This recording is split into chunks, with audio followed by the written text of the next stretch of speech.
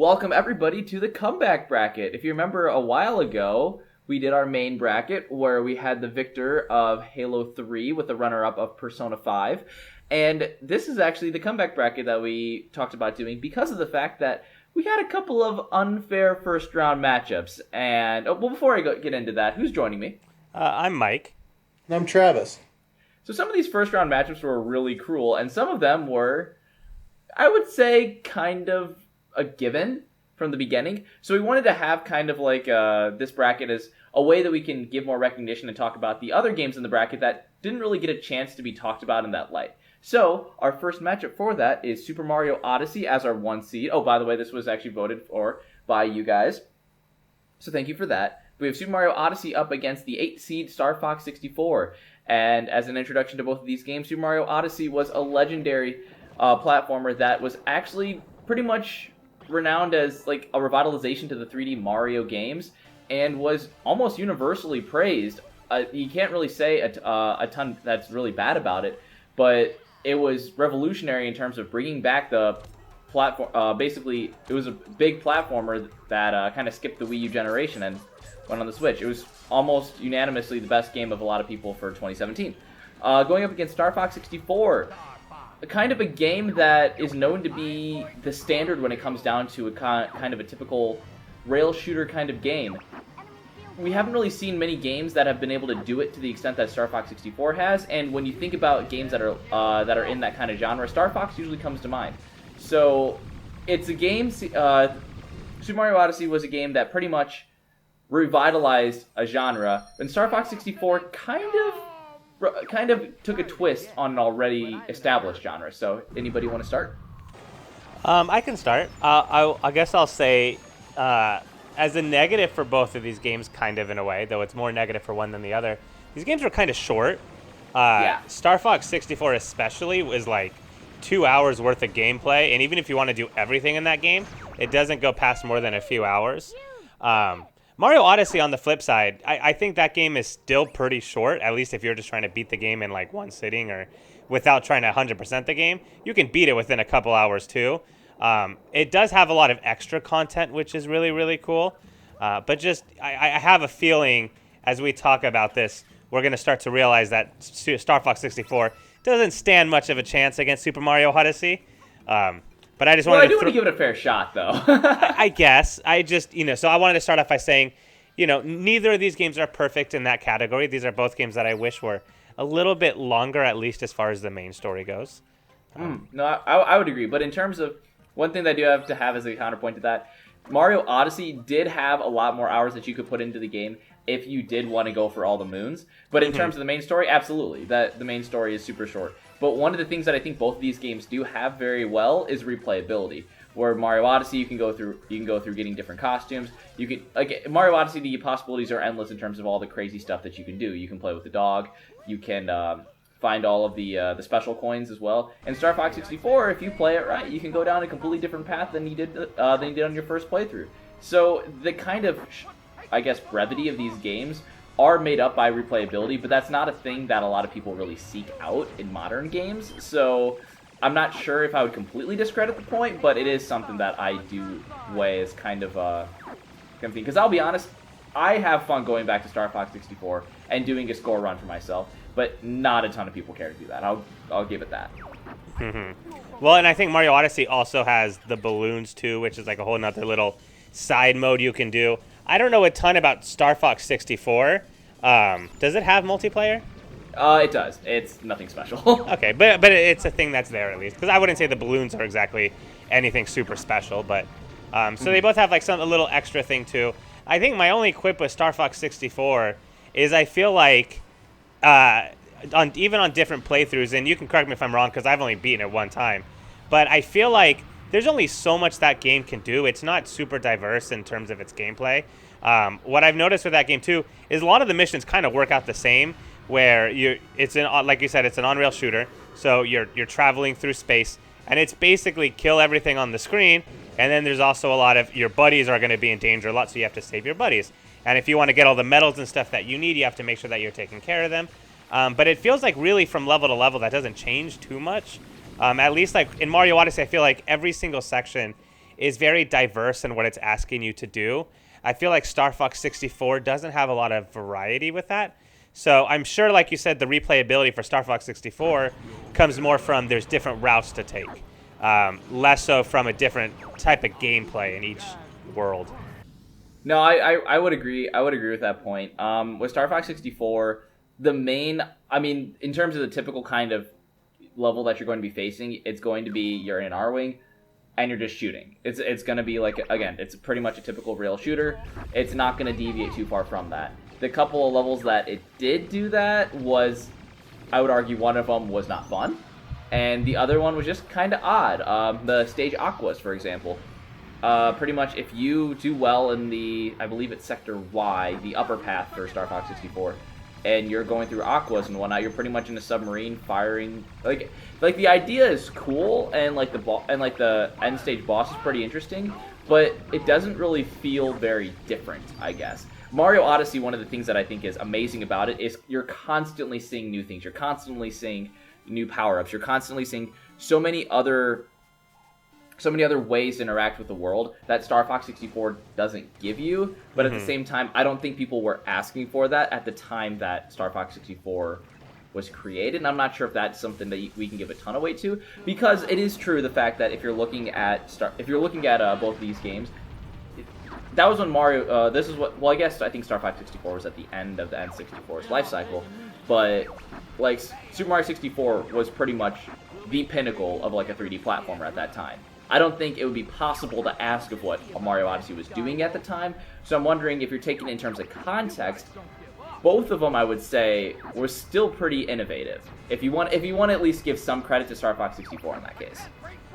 I do, but I guess like on the flip side of that too, I think it was on the end of the N64, and the N64, it was the introduction to 3D, and there were so many games on there that pushed the limits of 3D, that gave you this whole big world to explore. So even if we can't compare it to Mario Odyssey, I get it, because it's a Switch game that just came out a couple years ago.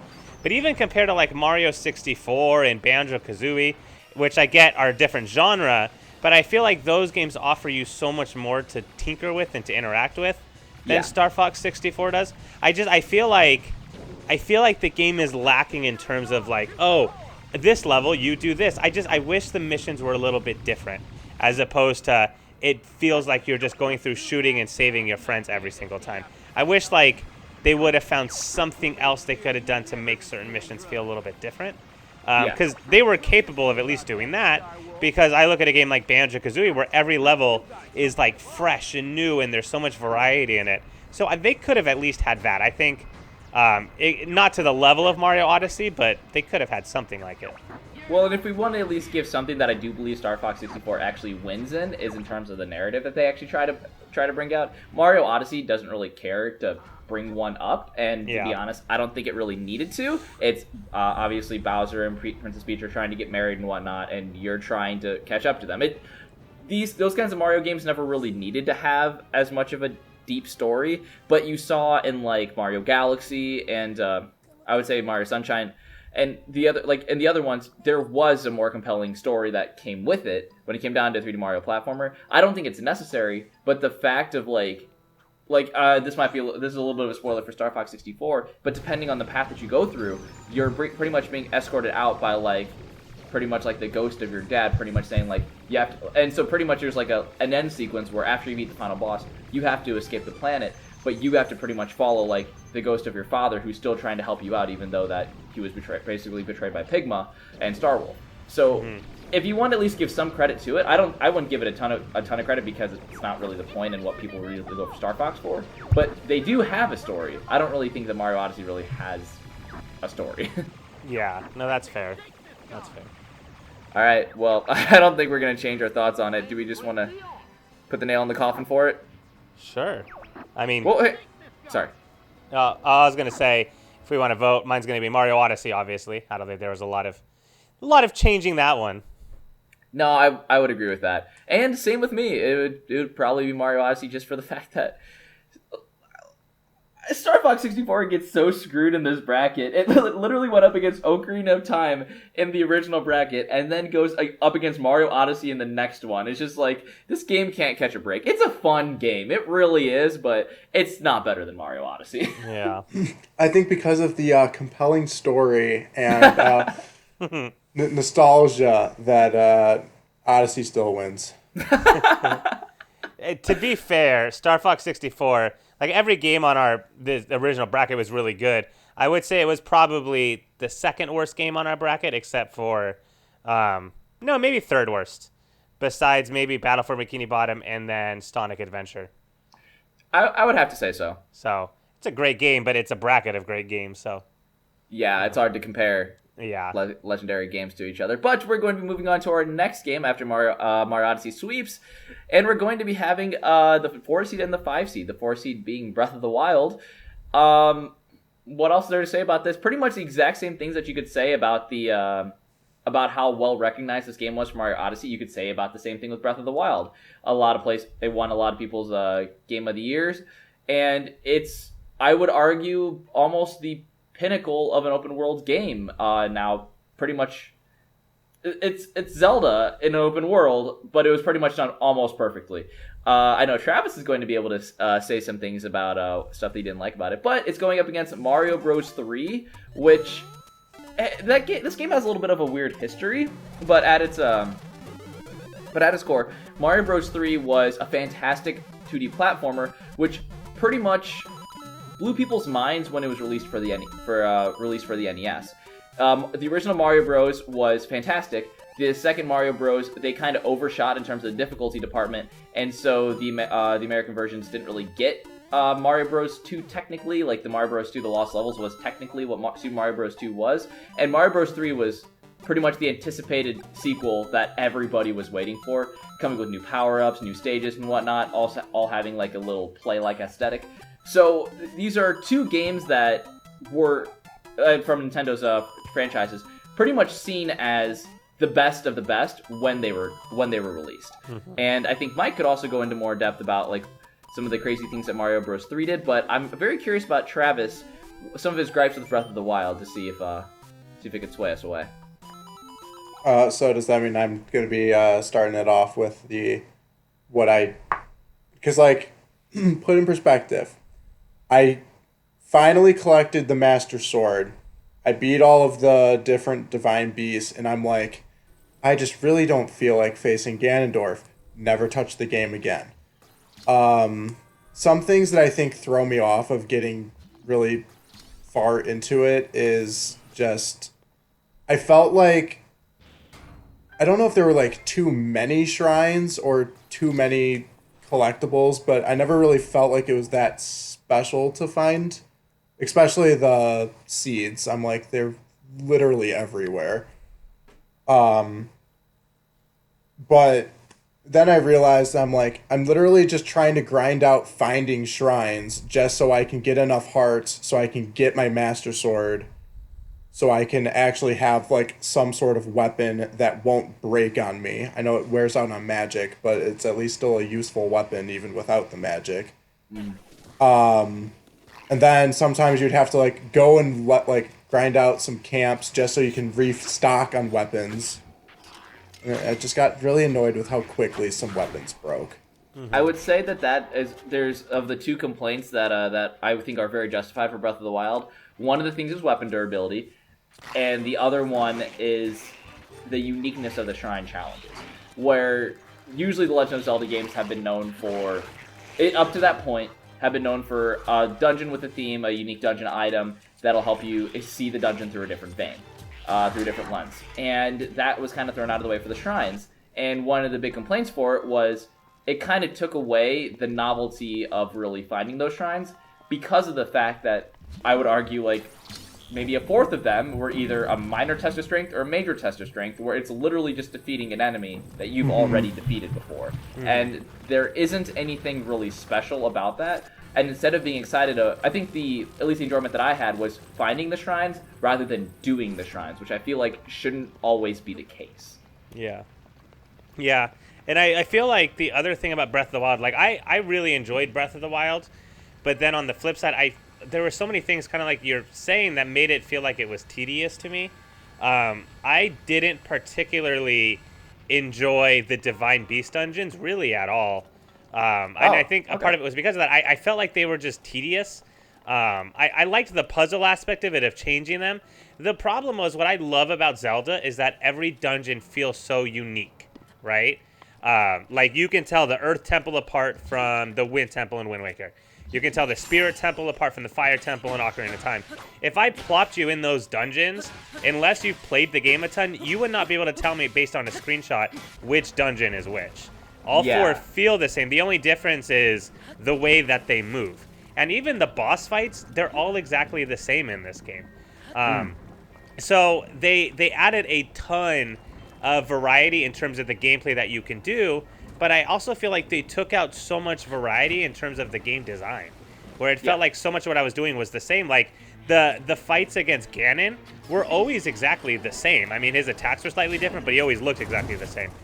So I feel like in that aspect, I didn't enjoy the process as much. And I kind of went through what Travis went through, which was that burnout. I got to a certain point where I'm like, well, I feel like I'm just doing the same thing over and over again. Whereas I feel like if the dungeons looked different, they played out different, I think I would have had more satisfaction. But about like halfway through the game, I felt like I've already kind of seen everything. I certainly haven't done everything, but I felt like I've already seen everything the game is going to show me, you know? Yeah. And the weird thing about that is I had more fun doing some of the shrine challenges than I ever had doing those dungeons. Yeah. And I agree with you, like, aesthetically, in terms of like how it looks on the outside and the way that the dungeon functions, it's not anything... I never enjoyed like the puzzle aspect of it that I would usually get out of a typical Zelda game. And in the same vein, that is something that I actually got out of, for example, like the Castaway. I think it's called the Castaway Island. I can't remember what it's actually called. But the idea of just being like stripped of everything and having to do all these puzzles, pretty much resetting your game progress, and that's the stuff that I liked. I liked going through the maze, even though that there's like this one random wall that you can climb up to try to find the shrine in the middle of it. Those are the things that I really liked about it that I wish that there was more of.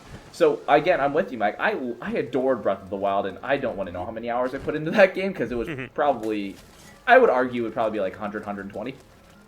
But there are points that I did feel like weren't as necessary. I think I've said this when we did in the main bracket. I didn't really care as much for the weapon durability thing, because I constantly kept getting new weapons, and I was just like, oh, I'll try this one until it breaks. So that never really bugged me. But what did bug me is when I found the shrines and it was just another test of strength. I'm like, okay, it'll help me get my stamina up. So I kind of did it reluctantly more, if anything. But if we want to... So that's some bad things about... if you want to look at a positive for Mario Bros. 3, Mario Bros. 3 is a lot more concise in delivering on what it's trying to do. So if you're looking at two of these games, I guess you can look at it from the aspect of Breath of the Wild does a ton, but not everything is wanted or arguably needed in the game. Mario Bros. 3 is very concise and doesn't really give you a ton of stuff to do extra, but I would argue that it's not really even necessary to do.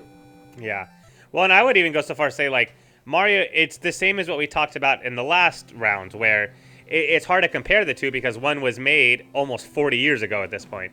Yeah. So basically we're comparing games that are like 30, 35 years apart. So obviously, like, Breath of the Wild is going to be much bigger in terms of its scope. But I look at what Super Mario Bros. 3 did. It was the first Mario Bros. Game that had an overworld.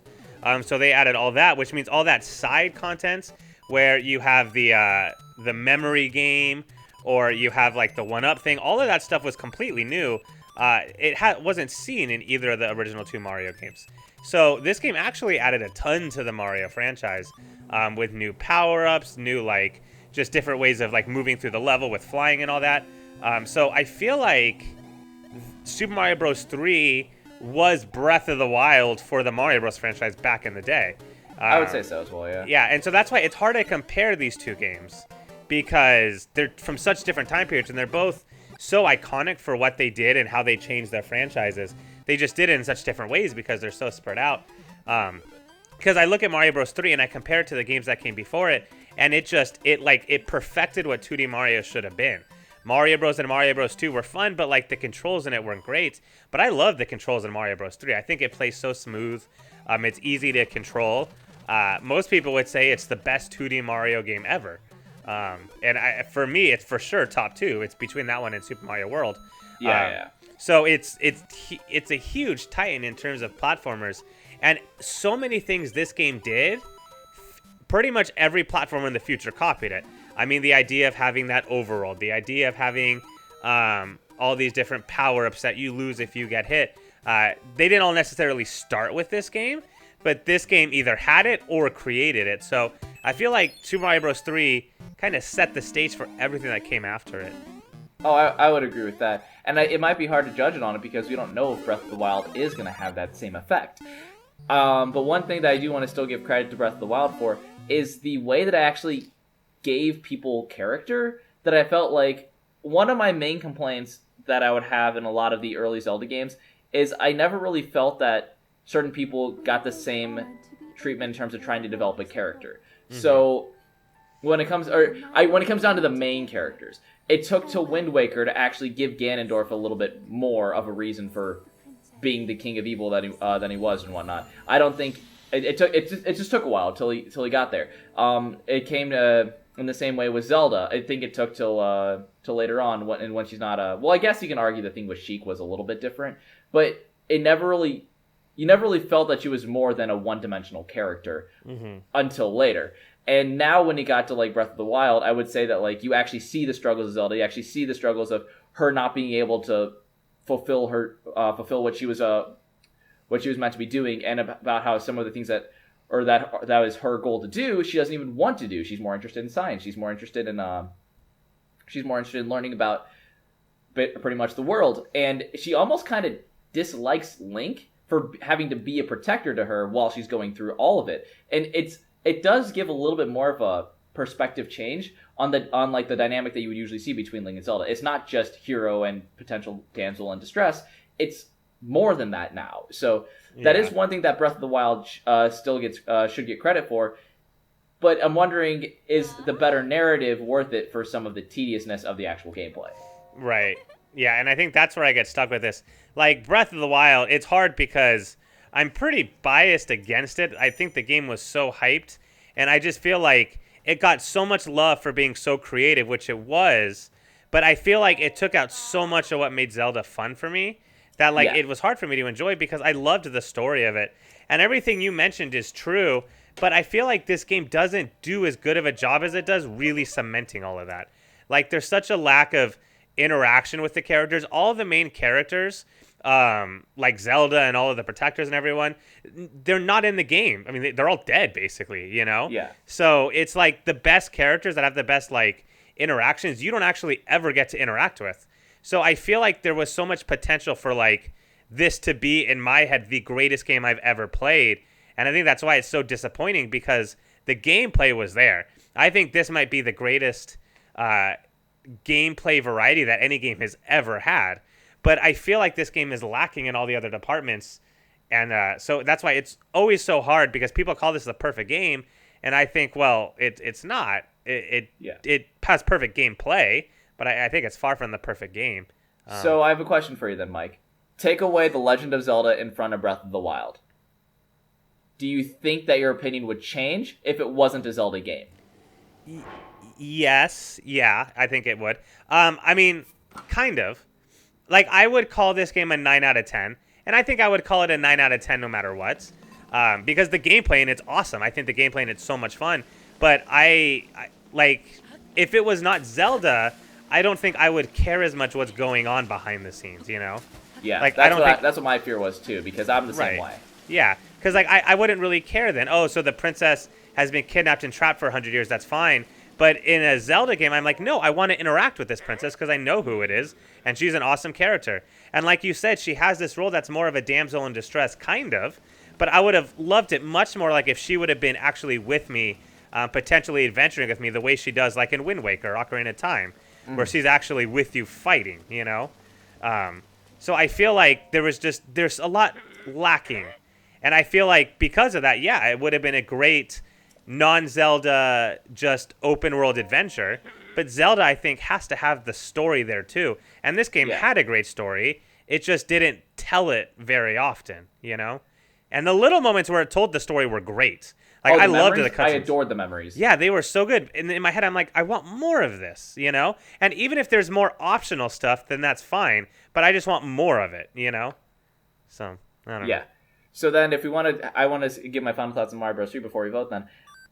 I do agree. The one thing that I wanted to point out, too, with the overworld that I think was super unique was fighting the Hammer Bros and then taking their hammer and then breaking one of the hammer rocks, and then being able to face a different kind of hammer bro. I believe it was a boomerang bro in World 2. And then you get the flute to be able to go into a different warp zone. I think stuff like that, and being able to incorporate some of the other elements in some of the other items, not just power-ups, but items that you would get in the world, to give you different ways to interact with the overworld. I think that was above and beyond what you would have really expected to see in Super Mario Bros. 3. But that is another thing that I think we should really weigh in, because while I think, again, both these games you can compare it to being titans of the game industry when they were made, but now when we look back at it today, we look at Mario Bros. 3 being very concise and being very creative, and we praise Breath of the Wild for being super unique and inventive, but one seems more bloated now because I feel like people kind of were asking for a ton and they were just trying to deliver on so many different promises. I don't know.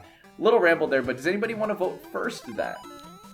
I'll vote first on this one. I guess I did last time too, but I think Travis should go last because I don't know where Travis stands on this. But I think I'm going to go with Super Mario Bros. 3. I love both these games, and I have like a lot of respect for them both. I think for me, as someone that loves platformers and that's played so many of them, you see the impact that Mario Bros. 3 had on it. And then it's crazy to think that a game that's 40 years old still holds up with all those games. I mean, it's a game you can play today and enjoy, which is pretty rare for an NES game. Most of them are outdated and not fun anymore. But this one, I think, did such a good job of that. Breath of the Wild did good, too. I think it's just the Zelda name left me a bit disappointed in how it did the story. So it had perfect gameplay, absolutely, but it was the other things I didn't enjoy too much, and there's not too much that I didn't enjoy in Mario Bros. 3. So I think it being concise is kind of what led it to win for me. I think I'm gonna vote too on this one, and sorry, Travis, your vote's not gonna matter, but I'm also voting for Mario Bros. 3, and this kind of breaks my heart. It is pretty much for the reasons we discussed. And if you look at my favorite games that I've played, like favorite Zelda games, I have Ocarina of Time as number 1, Twilight Princess number 2, and even Minish Cap as number 3. And I kind of agree with everything Mike said about wanting a little more out of it with the Zelda title in the game. If you take away the Zelda title in the game, I think that I would probably vote for it over Mario Bros. 3 because it had stunning gameplay, and I'm not gonna lie, I was like obsessed with this game when I was playing it. Like I was so involved playing it. I played no other games when I played Breath of the Wild. There's so many times Pat came back when we were roommates, and I was just playing Breath of the Wild, still trying to tackle and jump on this giant dragon, but it's just the dungeons. That was the only thing that held me back. This is a perfect open world game, and you might see this in an open world bracket if we ever do that, and we can wait on different criteria. But as this was our favorite, or this what is it? We called it our best game, and what it was going for, and with the Zelda name in there, I was left with a certain expectation that I never got, which was really unfortunate. But Mario Bros. 3, I can't really say anything about it that I really dislike.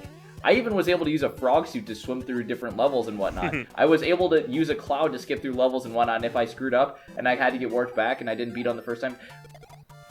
Mario Bros. 3 to me is like pure fun. I didn't always have fun when I played Breath of the Wild. I was left disappointed in certain areas of Breath of the Wild. Mario Bros. 3 was more consistent for me. Well, Travis. Okay, so now for the opinion that doesn't matter. Sorry. I go in for like a really interesting weigh-in with Breath of the Wild because I have absolutely no emotional connection to any of the Zelda games. I've probably played a little bit of almost all of them except for like Twilight Princess and like the really old ones before Ocarina of Time even. Yeah. But Link to the Past is pretty good. yeah. Because I don't think I've ever justified like I dislike playing this game, but it's still a really good game. Like it was so weird to always say that for Breath of the Wild because I never got into it. I wasn't into the story much. I started like finally unlocking some of like the Zelda like taking a picture and then like seeing the backstory stuff, and I'm like, Yeah, the oh, memories. that's really cool.